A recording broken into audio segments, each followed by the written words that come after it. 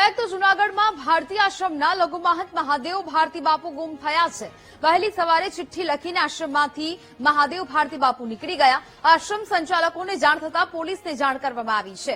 ભવનાથના ભારતીય આશ્રમના લઘુ મહંત એકાએક ગુમ થતા હડકંપ મચી જવા પામ્યો છે। ચિઠ્ઠીમાં અંગત મન દુઃખનું મહાદેવ ભારતી બાપુએ ઉલ્લેખ કર્યો હોવાનું સામે આવ્યું છે। મહાદેવ ભારતી બાપુને કોની સાથે વિવાદ હતો તેના વિશે કોઈ ખુલાસો થયો નથી।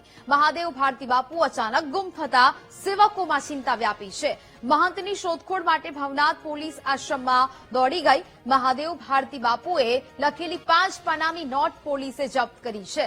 સીસીટીવી ફૂટેજના આધારે પોલીસે મહંતની શોધખોળ આદરી છે। કિન્નાર મંડળના અધ્યક્ષ ઇન્દ્ર ભારતી બાપુ પણ આશ્રમ ખાતે પહોંચ્યા છે।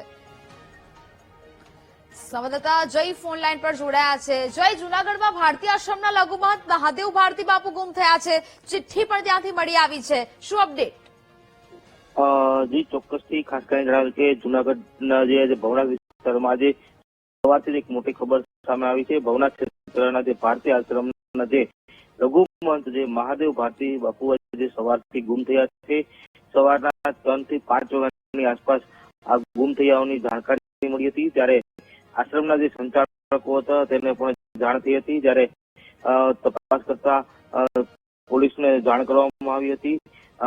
પતો નહીં લાગતા પોલીસને જાણ કરવામાં આવી છે। ભવનાથ પોલીસ તેમજ જુદી જૂનાગઢ પોલીસ દ્વારા ટીમો બનાવવામાં આવી છે અને શોધખોળ હાથ ધરવામાં આવી છે। લખ્યું હોવાનું સામે આવ્યું છે, પ્રાથમિક માહિતી મળી રહી છે। ત્યારે પોલીસે હાલ સમગ્ર મામલો કઈ ખુલાસો હજી પાડ્યો નથી। ત્યારે હાલ સમગ્ર ઘટનાને લઈને જે ભારતીય આશ્રમ છે ત્યાં ભવનાથ પોલીસે પહોંચી છે। ભવનાથ પોલીસ દ્વારા આશ્રમમાં તપાસ જુદી જગ્યાએ કરવામાં આવી રહી છે।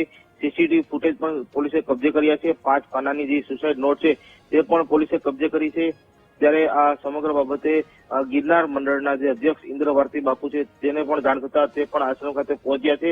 અને હાલ તમામ જે સાધુ સંતો છે તે ચિંતિત જોવા મળી રહ્યા છે કે આ બાપુ અત્યારે ક્યાં હોઈ શકે તેને લઈને પણ હાલ ચિંતિત છે અને પોલીસ પણ હાલ આ સમગ્ર ઘટનાને લઈને તપાસ હાથ ધરી છે। જી બિલકુલ, જાણકારી બદલ આભાર।